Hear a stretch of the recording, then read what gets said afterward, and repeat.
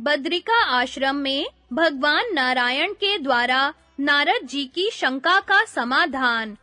युधिष्ठिर ने पूछा, पितामह, गृहस्थ, ब्रह्मचारी, वानप्रस्थ अथवा सन्यासी जो भी सिद्धि पाना चाहता हो, उसे किस देवता का पूजन करना चाहिए? देव यज्ञ अथवा पितृ यज्ञ की क्या विधि है? मुक्त पुरुष किस गति को प्राप्त होता है? मोक्ष का क्या स्वरूप है? देवताओं का भी देवता और पितरों का भी पिता कौन है? अथवा उससे भी श्रेष्ठ तत्व क्या है? इन सब बातों को मुझे बताइए।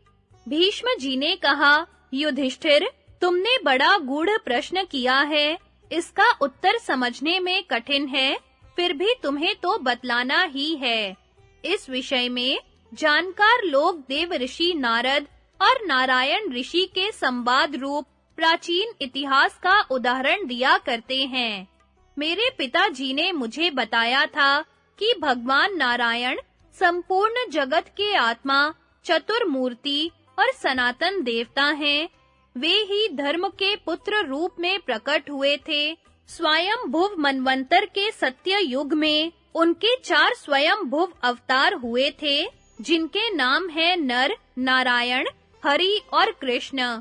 उनमें से अविनाशी नर और नारायण बद्रिका आश्रम में जाकर घोर तपस्या करने लगे। तप करते-करते वे दोनों बहुत दुर्बल हो गए। उनके शरीर की नसें दिखाई देने लगीं।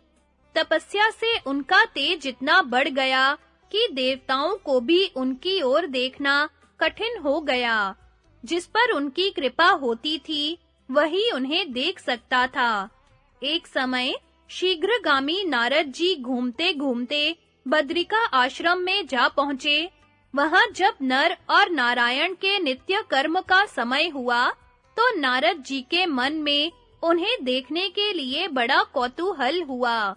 वे सोचने लगे, अहो, यह उन्हीं भगवान का स्थान है, जिनके भीतर देवता, असुर, गंधर्व, किन्नर और नागों सहित संपूर्ण लोक निवास करते हैं।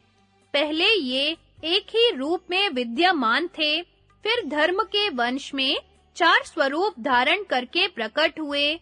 इन्होंने अपने धर्माचरण से धर्म को बढ़ाया और अनुग्रहित किया है। पहले किसी कारणवश हरि और कृष्ण यहाँ रहकर तपस्या करते थे। अब धर्माचरण में बढ़े चढ़े हुए ये नर और नारायण तप में प्रवृत्त हुए हैं। ये ही दोनों परम धाम हैं। ये संपूर्ण प्राणियों के पिता, देवता और परम यशस्वी हैं। भला ये दोनों यहाँ किस दूसरे देवता या पितृ की पूजा कर रहे हैं? इस प्रकार मन ही मन भक्ति पूर्वक सोच विचार कर नारद जी सहसा उन दोनों देवताओं के पास उपस्थित हुए। भगवान नर और नारायण जब देवता और पितरों की पूजा समाप्त कर चुके, तो उन्होंने नारद जी को देखा और उनकी शास्त्रीय विधि से पूजा की। उनका यह आश्चर्यजनक बर्ताव देखकर नारद जी ने उन्हें नमस्कार किया और इस प्रकार कहा, भगवन, अंग उपंगों सहित संपूर्ण वेदों और पुराणों में आपकी ही महिमा का गान किया जाता है। आप अजन्मा सनातन माता-पिता और सर्वोत्तम अमृत रूप हैं। आप ही में भूत, भविष्य और वर्तमान कालीन संपूर्ण जगत प्रतिष्ठित है। चारों आश्रमों के लोग आप ही की पूजा करते हैं। आप ही जगत के माता, पिता और सनातन गुरु हैं।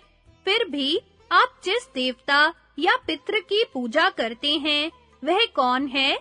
यह हमारी समझ में नहीं आता। श्री भगवान नारायण ने कहा, देवर्षि, तुमने जिसके विषय में प्रश्न किया है, वह अपने लिए गोपनीय विषय है। यद्यपि इस सनातन रहस्य को प्रकट करना उचित नहीं है, तो भी तुम्हारी भक्ति देखकर तुमसे इस विषय का यथार्थ वर्णन करूंगा।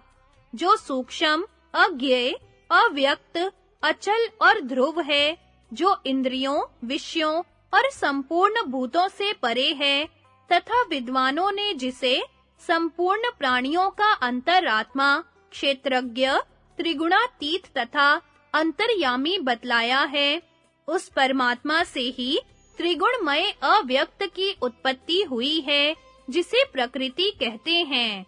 वह सत असत स्वरूप परमात्मा ही हम दोनों की उत्पत्ति का कारण है। हम दोनों उसी की पूजा करते और उसी को देवता तथा पितृ मानते हैं। उससे बढ़कर दूसरा कोई देवता या पिता नहीं है, वही हम लोगों का आत्मा है। इसलिए हम उसकी पूजा करते हैं।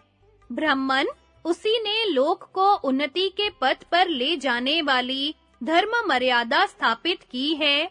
देवता और पितरों की पूजा करनी चाहिए, यह उसी की आज्ञा है।